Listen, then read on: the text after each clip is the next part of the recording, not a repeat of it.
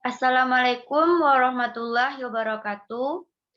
Baiklah, pada video presentasi kali ini saya Delna Yusnita dengan NIM 20233016 dan rekan saya Dengan saya Devi Fitriani dengan NIM 20233018. Saya Dila Wulandari dengan NIM 20233020. Baiklah, pada pertemuan 2 ini kami akan menjelaskan materi tentang daerah pabean.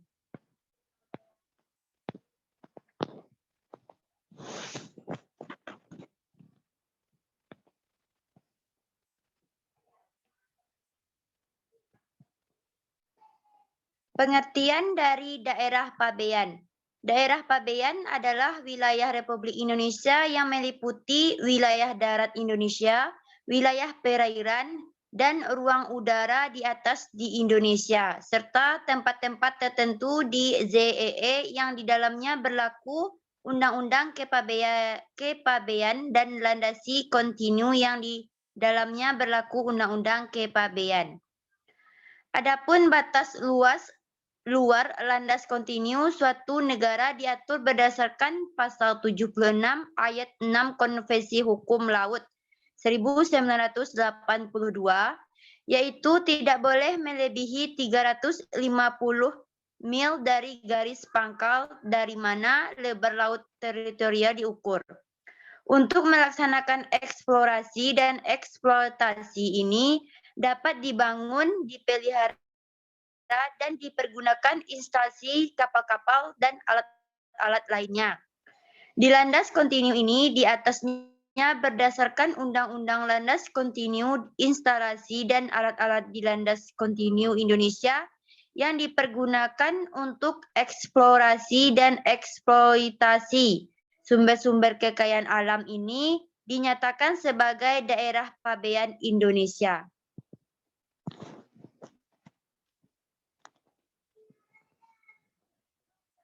Selanjutnya, objek dari PPN.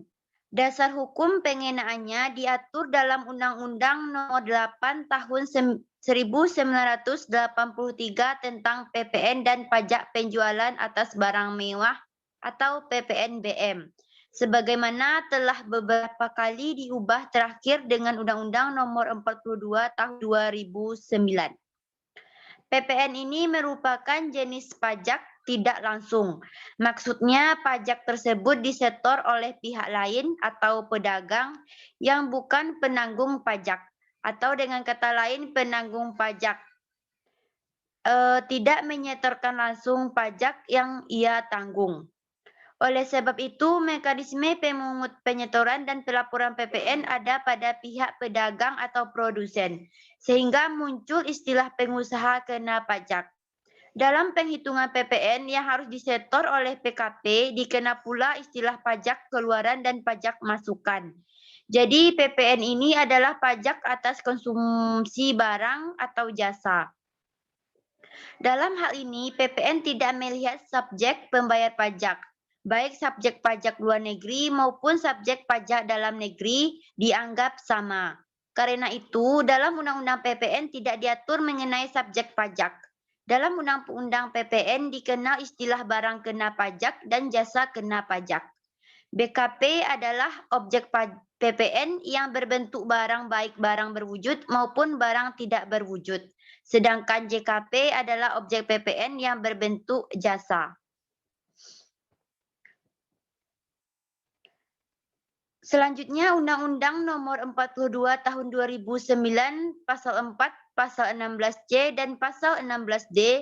Berdasarkan undang-undang tersebut, objek PPN terdiri dari yang pertama, penyerahan barang kena pajak di dalam daerah pabean yang dilakukan oleh pengusaha. 2, impor barang kena pajak. 3, penyerahan jasa kena pajak di dalam daerah pabean yang dilakukan oleh pengusaha. 4, pemanfaatan barang kena pajak tidak berwujud dari luar daerah pabean di dalam daerah pabean. 5, pemanfaatan jasa kena pajak dari luar daerah pabean dan di dalam daerah pabean. 7. Ekspor BKP berwujud oleh pengusaha kena pajak. 7. Ekspor barang kena pajak tidak berwujud oleh pengusaha kena pajak. Selanjutnya, perluasan objek. Perluasan objek ini terdapat 4. Yang pertama, karena adanya tax insiden sehingga harga produk dalam negeri tidak dapat bersaing produk impor. Apalagi pemungutan pajak selama ini dinilainya tidak efisien. Pemberian fasilitas memerlukan SKB atau SKTD yang menimbulkan kas administrasi. Perubahan ketentuan di dalam PPN ini kami mempertimbangkan untuk melakukan perluasan basis pengenaan PPN dan menciptakan sistem pemungutan PPN yang lebih efisien yang tadi ada administrasinya dengan pengecualian.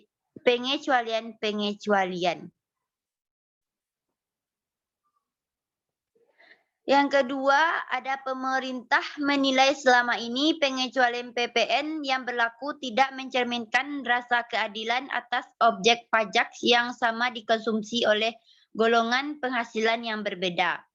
Sebab sama-sama dikecualikan dari pengenaan PPN. Jadi perluasan objek PPN pada dasarnya harus mempertimbangkan prinsip ability to pay atau kemampuan membayar pajak para wajib pajak atas barang atau jasa yang dikonsumsi.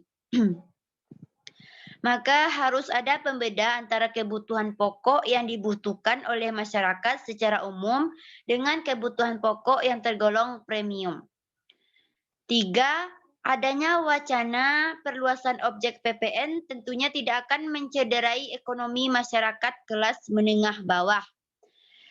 Apabila dibandingkan negara-negara lain, tarif PPN Indonesia termasuk relatif rendah. Rata-rata tarif PPN dengan OECD mencapai 19%, sedangkan negara BRICS sebesar 17%. 4. Terkait efisiensi PPN Indonesia baru 0,6% atau 60% dari total PPN yang seharusnya bisa dipungut. Hal ini lebih rendah dibandingkan dengan negara Singapura, Thailand, Vietnam sudah lebih tinggi mencapai 80%.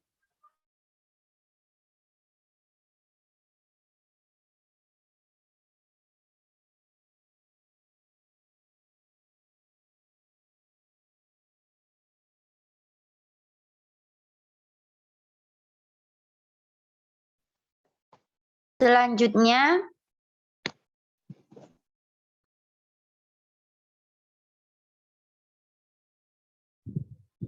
C. Barang kena pajak atau BKP dan barang tidak kena pajak. A. Pengertian barang kena pajak. BKP berdasarkan pasal 1 angka 3 dan 2 Undang-Undang Nomor 8 PPN tahun 1983, BKP pengertian barang kena pajak adalah barang yang bergerak ataupun barang yang tidak bergerak atau tidak berwujud yang di dalamnya terkena pajak berdasarkan undang-undang tersebut. Umumnya, barang ini akan dikenakan PPN atau pajak pertambahan nilai atau pajak khusus pada barang mewah yang disesuaikan dengan adanya Undang-Undang Nomor 42 Tahun 2009 terkait PPN dan juga PPNBM. Adanya barang kena pajak adalah dikarenakan pihak yang menjual barang adalah pihak yang terkena wajib pajak dan sudah mengantongi NPWP atau nomor pokok wajib pajak. Apabila penjual belum mendaftarkan dirinya sebagai pengusaha wajib pajak, maka tentu saja barang yang dijualnya tidak akan dikenakan pajak.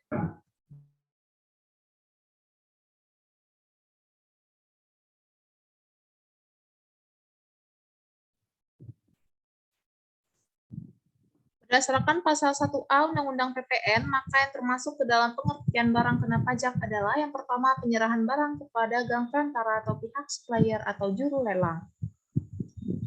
Pedagang perantara ataupun supplier adalah orang yang mampu menjembatani adanya proses transaksi jual beli barang dari pihak perusahaan ke konsumen.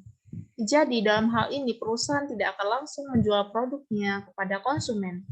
Namun perusahaan menggunakan perantara tersebut Sedangkan juru lelang adalah mereka yang biasanya ditunjuk oleh pemerintah untuk menjual barang secara dilelang, yakni pembukaan harga yang ditawarkan dan terjadinya transaksi dengan penawaran harga tertinggi pada sekelompok orang atau golongan.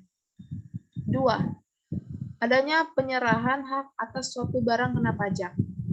Penyerahan barang atas perjanjian yang dimaksud adalah seperti proses transaksi jual beli baik itu secara tunai ataupun angsuran, kegiatan tukar-menukar antara barang atau proletur pembelian, ataupun perjanjian lain yang di dalamnya melibatkan penyerahan suatu barang kena pajak. Umumnya, perjanjian ini harus mendapatkan persetujuan antara pihak yang mempunyai barang dan juga orang yang menerima barang. 3. Penyerahan barang kena pajak secara konsiliasi.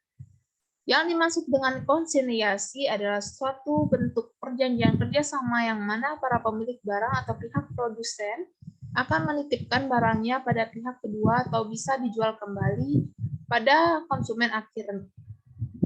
Jadi mereka akan melibatkan penengah dalam menjual barang hasil produksinya. Pajak pertambahan nilai atau PPN akan dibayarkan ketika barang sudah diserahkan oleh pihak kedua agar bisa dititipkan dan juga dikreditkan dengan pajak pengeluaran pada masa pajak terjadinya aktivitas penyerahan dan penerimaan barang kena pajak. 4. Penyerahan barang kena pajak antar cabang perusahaan.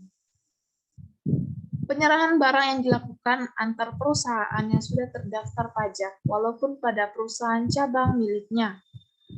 Hal tersebut terjadi karena adanya kegiatan penyerahan barang antar pihak, terutama jika ada pemindahan barang yang terjadi karena ada permintaan barang penjualan dari pusat atau cabang, dan bentuk transaksi tidak bisa dilakukan pada lokasi barang tiba. 5. Pengalihan BKP karena adanya suatu perjanjian. Adanya penyerahan barang kena pajak akan terjadi saat pihak yang memberikan sewa dan juga penyewa sudah sepakat yang sudah ditandai dengan tanda tangan di atas suatu kertas perjanjian. Setelah terjadi perpindahan barang kena pajak, maka selanjutnya pajak akan ditanggung oleh penyewa lain. Sekalipun bentuk pembayaran belum bisa dilunasi atau masih diangsur, tapi sudah terjadi penyerahan sebelumnya pada barang kena pajak. Jenis-jenis barang kena pajak itu ada 2, itu barang kena pajak berwujud.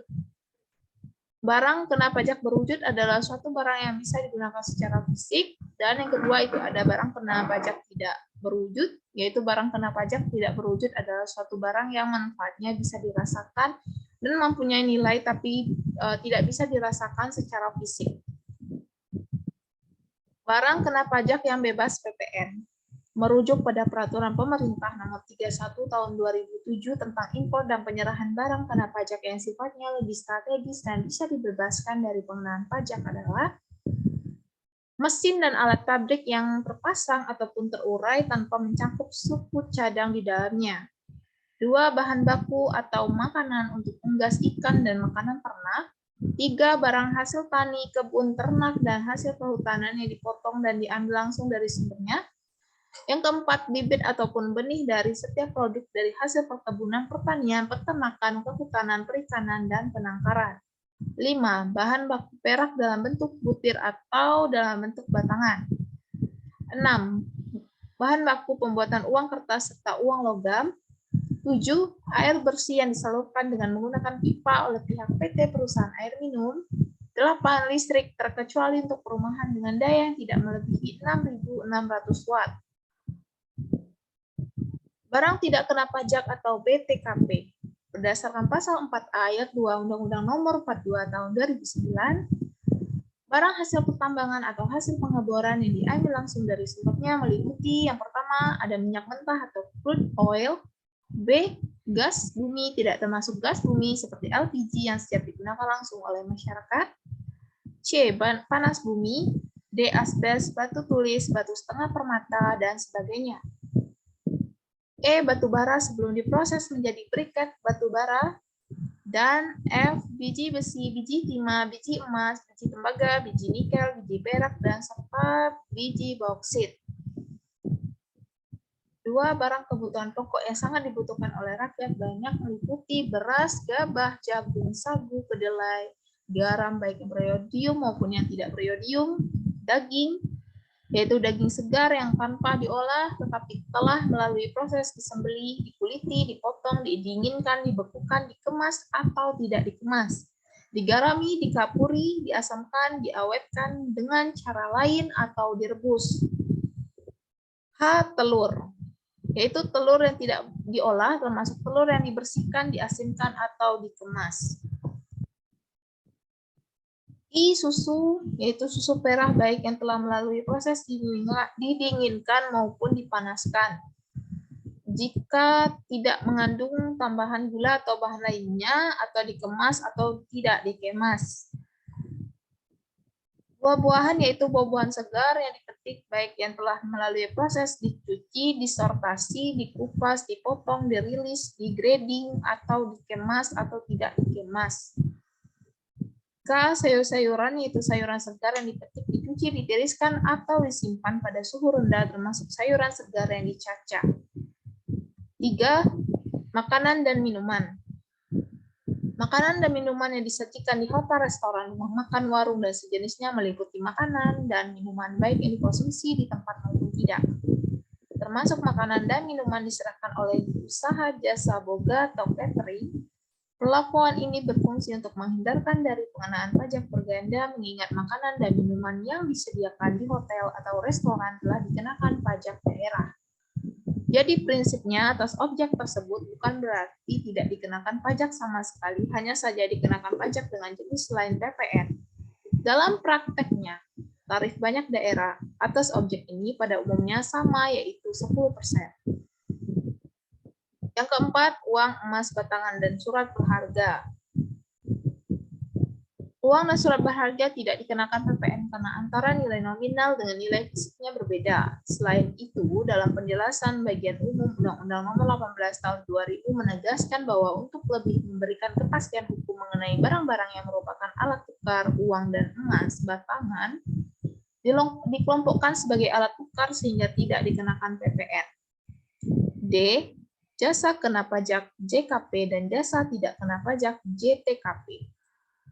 Jasa adalah kegiatan pelayanan berdasarkan suatu perikatan atau perbuatan hukum yang menyebabkan suatu barang fasilitas, kemudahan, atau hak tersedia untuk dipakai, termasuk jasa yang dilakukan untuk menghasilkan barang karena pesanan atau permintaan dengan bahan dan atas petunjuk dari pemesan.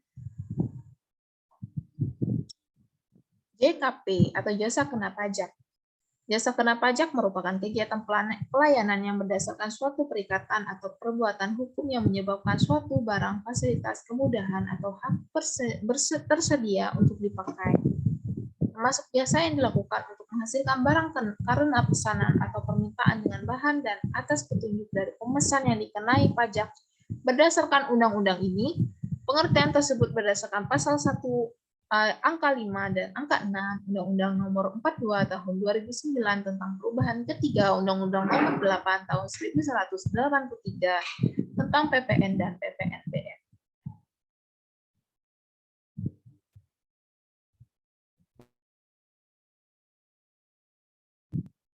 Pengecualian jasa kena pajak itu ada jasa pelayanan kesehatan medis, pelayanan sosial, pengiriman surat dengan belangko, jasa asuransi, jasa keuangan, jasa keagamaan, jasa pendidikan, jasa kesenian dan hiburan, jasa penyiaran yang tidak tersedia iklan, yang bersifat iklan, jasa angkutan umum darat, air, dan udara, jasa tenaga kerja, jasa perhotelan, jasa penyediaan tempat parkir, jasa telepon umum, jasa yang disediakan pemerintah, jasa pengiriman uang dengan West Coast, dan yang terakhir itu ada jasa catering.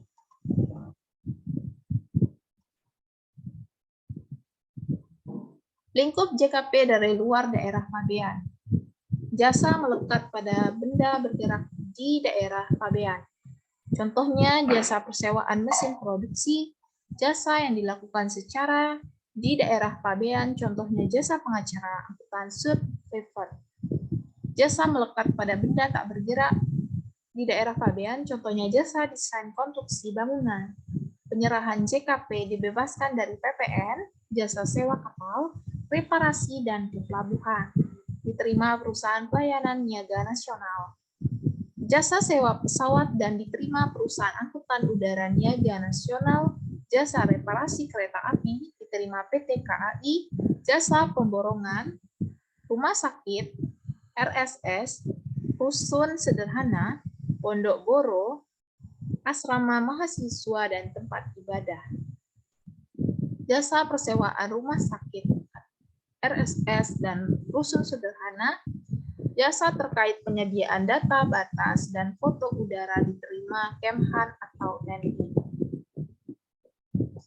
Ekspor dan impor JKP atau jasa kena pajak. Berdasarkan Peraturan Menteri Keuangan Nomor 32 Tahun 2019, ekspor JKP adalah setiap kegiatan penyerahan JKP yang dihasilkan di daerah pabean untuk dimanfaatkan oleh penerima ekspor JKP di luar daerah pabean.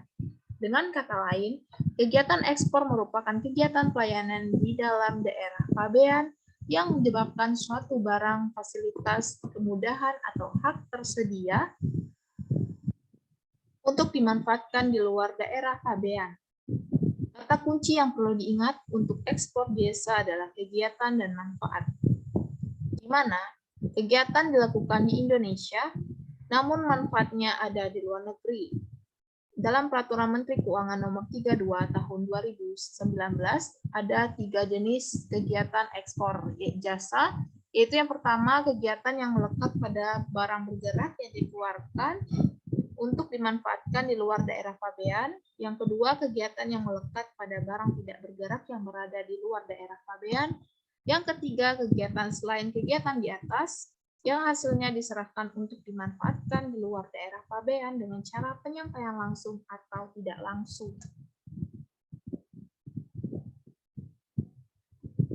Jenis JKP berupa kegiatan pelayanan yang melekat pada barang bergerak yang dikeluarkan untuk dimanfaatkan di luar daerah pabean, meliputi jasa maklon, jasa perbaikan dan perawatan, jasa kepengurusan transportasi, freight forwarding, terkait barang untuk tujuan ekspor.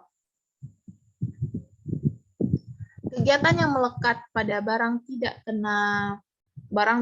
bergerak, jenis JKP berupa kegiatan pelayanan yang melekat pada barang tidak bergerak yang berada di luar daerah pabean, yaitu jasa konstruksi yang meliputi pengkajian, perencanaan, dan perancangan konstruksi terkait dengan bangunan atau rencana bangunan yang berada di luar daerah pabean. Peraturan Menteri Keuangan Nomor 32 Tahun 2019 membatasi ekspor jasa yang melekat pada barang tidak bergerak, yaitu hanya pada jasa konsultasi konstruksi.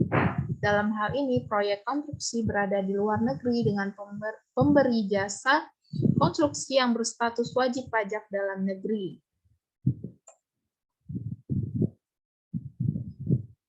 Ekspor jasa selain jasa yang melekat pada barang. Jasa teknologi dan informasi, jasa penelitian dan pengembangan, research and development, jasa persewaan alat angkut berupa persewaan pesawat udara atau kapal laut untuk kegiatan penerbangan atau pelayaran internasional, jasa konsultasi bisnis dan manajemen.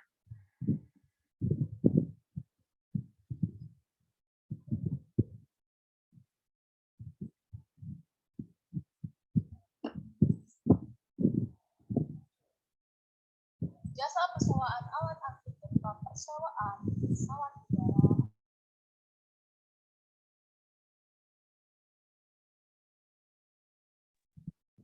Jasa konsultasi hukum, jasa konsultasi desain arsitektur dan interior.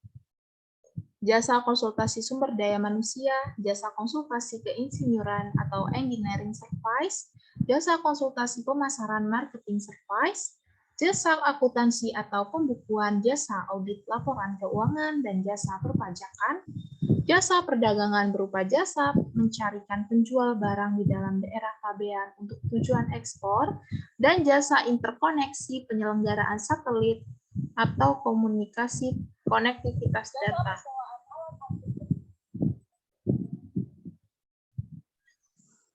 Persyaratan ekspor jasa kena pajak yang dikenai tarif PPN 0% didasarkan atas perikatan atau perjanjian tertulis antara pengusaha kena pajak PKP dengan penerima ekspor jasa kena pajak yang mencantumkan dengan jelas jenis rincian kegiatan yang dihasilkan di dalam daerah pabean untuk dimanfaatkan di luar daerah pabean oleh penerima ekspor JKP dan nilai penyerahan dan terdapat pembayaran disertai dengan bukti pembayaran yang sah dari penerima ekspor JKP kepada PKP sehubungan dengan ekspor JKP.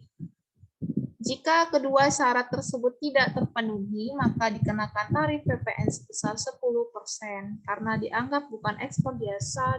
Adapun JKP yang dihasilkan dan dimanfaatkan di luar daerah pabean yang tidak dikenai PPN.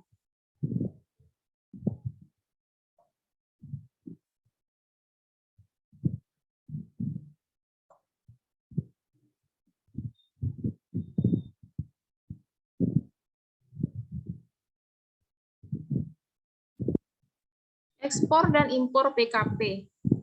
Peraturan nomor 7 Pajak 2021 merupakan peraturan yang dirilis Dirjen Pajak mengenai pelakuan PPN atas kegiatan usaha di bidang ekspor dan impor barang kena pajak. Berwujud dengan adanya aturan ini memberikan kepastian hukum serta kemudahan administrasi dalam melaksanakan hak dan pemenuhan kewajiban perpajakan sehubungan dengan ekspor BKP berwujud bagi PKP dan impor BKP berwujud.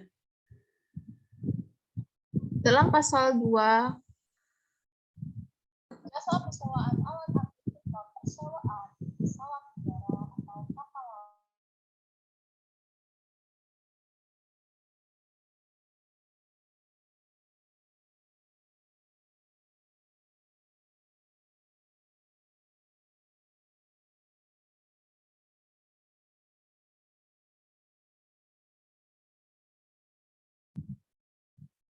Dalam pasal 2 PPN dikenakan atas ekspor BKP berwujud oleh PKP dan impor BKP, PEB, dan PIB atas ekspor dan impor BKP berwujud dilaporkan dalam surat pemberitahuan SPT masa PPN pengkreditan pajak masukan atas impor BKP berwujud seperti ditegaskan dalam pasal 2 ayat 5 Peraturan nomor 7 tentang perpajakan pada tahun 2021 dilakukan PKP pemilik barang sesuai dengan peraturan perundang-undangan di bidang perpajakan.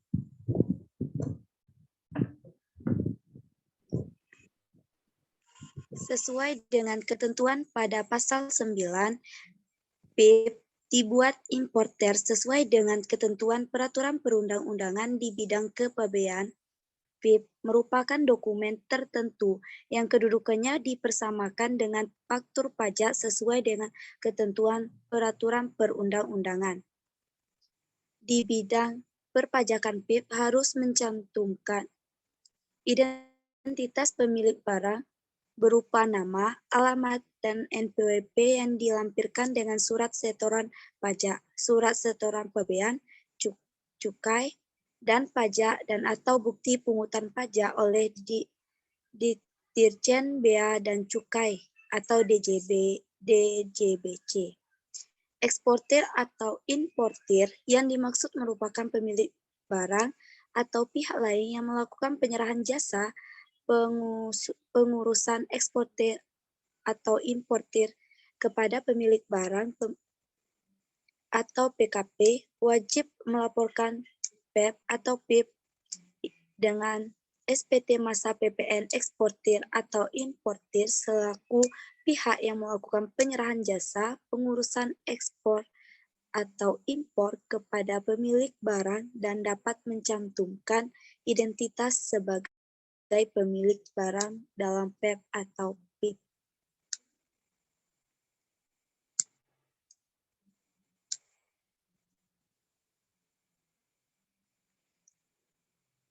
Selanjutnya,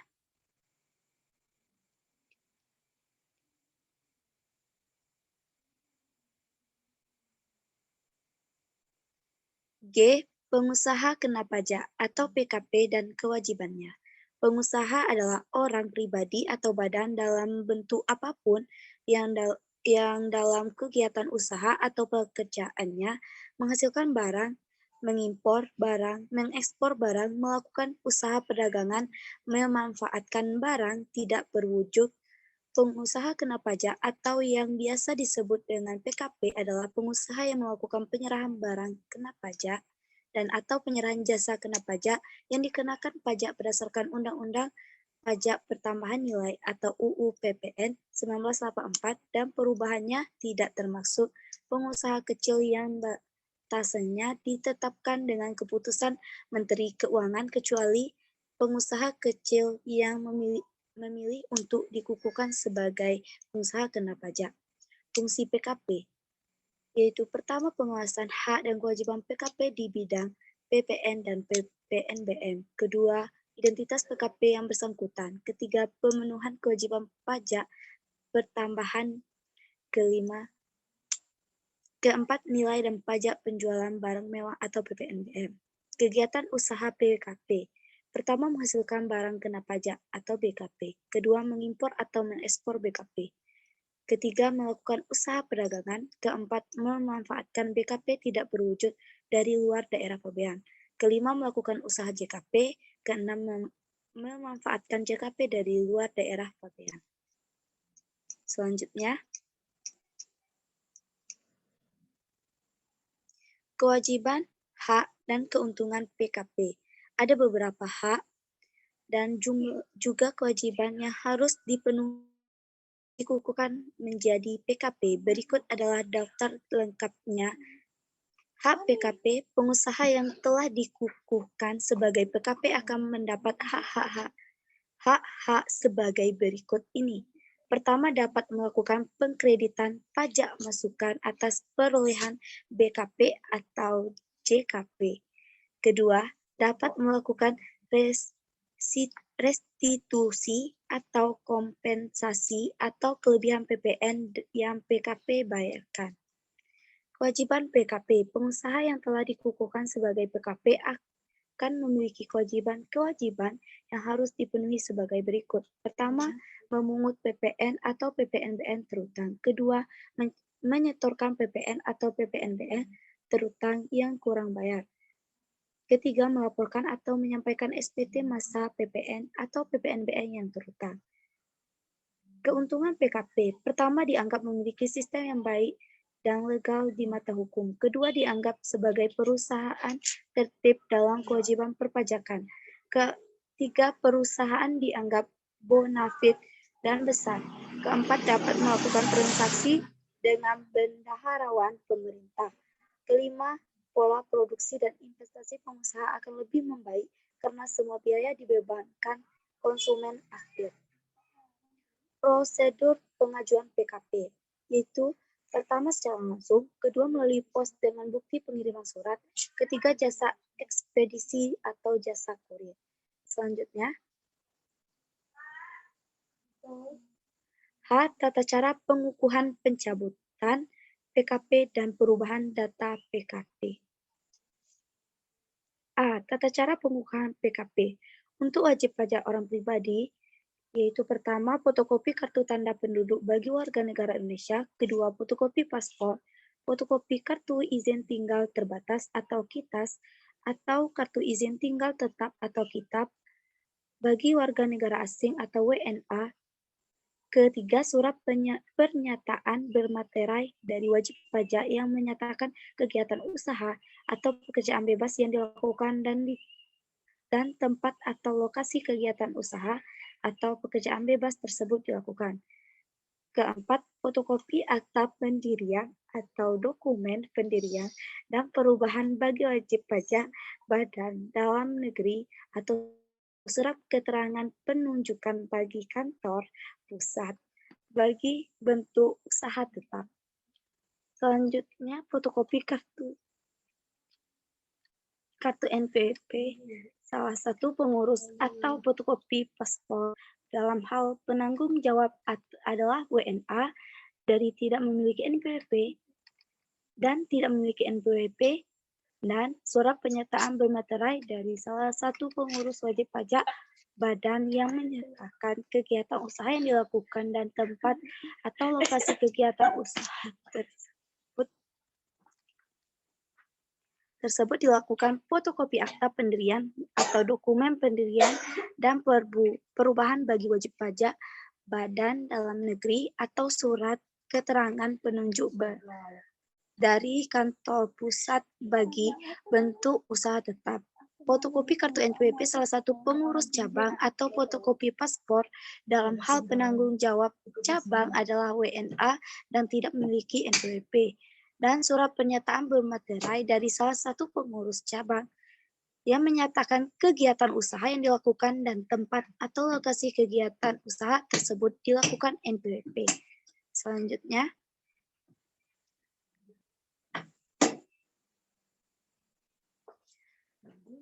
fotokopi perjanjian kerjasama atau akta pendirian sebagai bentuk kerjasama operasi atau joint operational. Selanjutnya, fotokopi kartu NPWP masing-masing